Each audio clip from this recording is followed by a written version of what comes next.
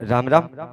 ગયા રવિવારે માડીએ એક ઉલ્લેખ કર્યો હતો કે જેના ઘરમાં કીડી મકોડા વધારે નીકળતા હોય ને એ જગ્યા આત્માનો વાસ વધારો હોય. અને બહુ પહેલા માડીએ સૂક્ષ્મ આત્માનું નિવેદ બતાવ્યું હતું કે ઘરના ખૂણે કાં તો ઘરની જેટલી હદ લાગતી હોય ત્યાં ચોખાનું અને ખાંડ બે મિક્સ કરીને એ નિવેદ સૂક્ષ્મ આત્માને આપવાનું. આ નિવેદ મને મંગળવાર સુધ્યું કે માડીએ આવું કીધેલું નિવેદ આપવા માટે.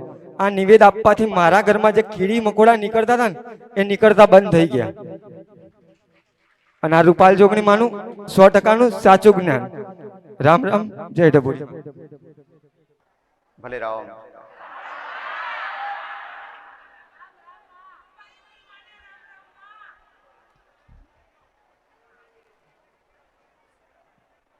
આયેલા બેઠેલા દરેક ભાવિકને મારા મોમાઈ ના ખૂબ જાજા રામ.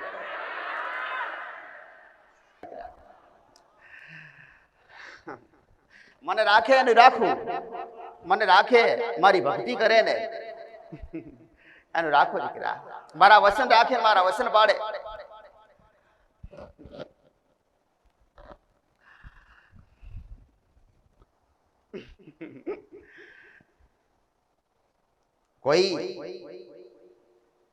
કોઈ તમારા ખોવાયેલા દેવ હોય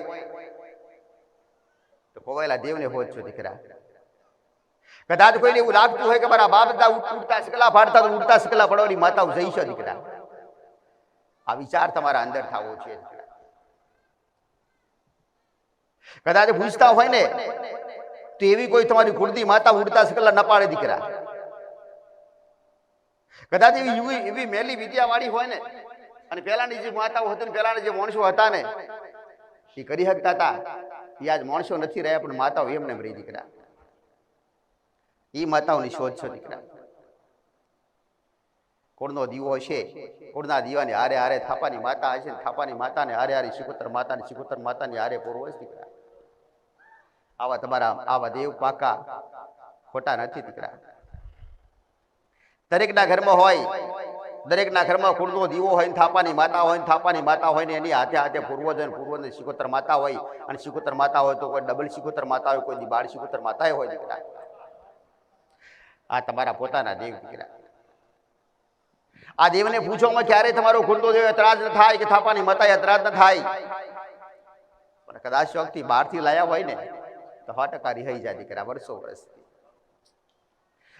આજ કુળના દીવાન થાપાની માતાઓ રિસાયેલી હોય ને તો આવા કારણ મોટા ભાગે હશે દીકરા કે તમારી માતાઓને ગમતી ના હોય, તમારા કુળના દીવાને ગમતી ના હોય એવી માતાઓ તમારા વડીલો લાયા.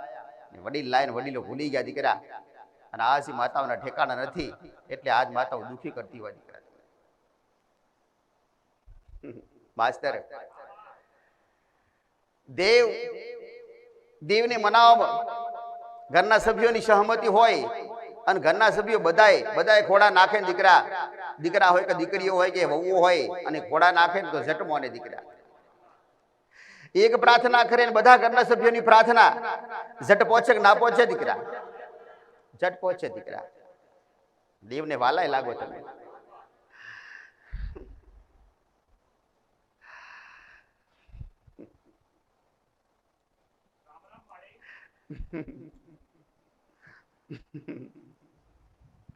રામ રામ માળે. કોઈ પણ ગુનાનું સમાધાન કરી અને અહીંયા સ્ટેજ ઉપર આવી અને પ્રશંસા કરવી એ પરિણામ નથી માં.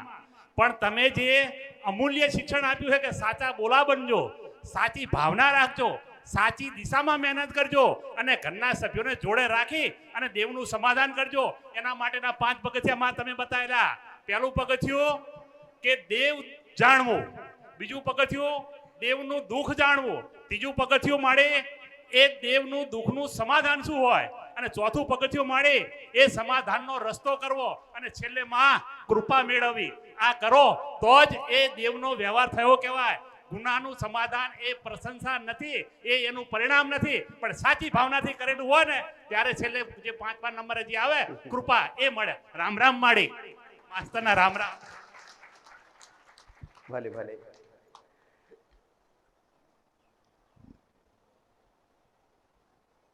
દરેક દીકરીઓ જૂના પહેલાથી આવતા હોય એમને ખબર હશે, પણ જે કોઈ નવા આવ્યા હોય ને તો નવાના માટે હારે હારે જૂનાને માટે ભેડા દીકરા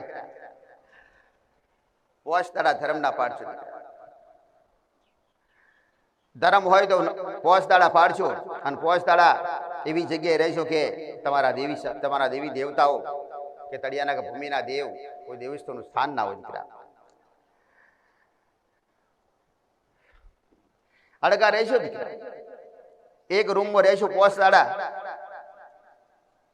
અને એ પોષતાળા દર મહિને રહેલા હશો ને તો કુદાર તમારા ઘરમાં દુઃખ નહીં આવે. રૂપાલ ચોકડી નું કહેવું દીકરા.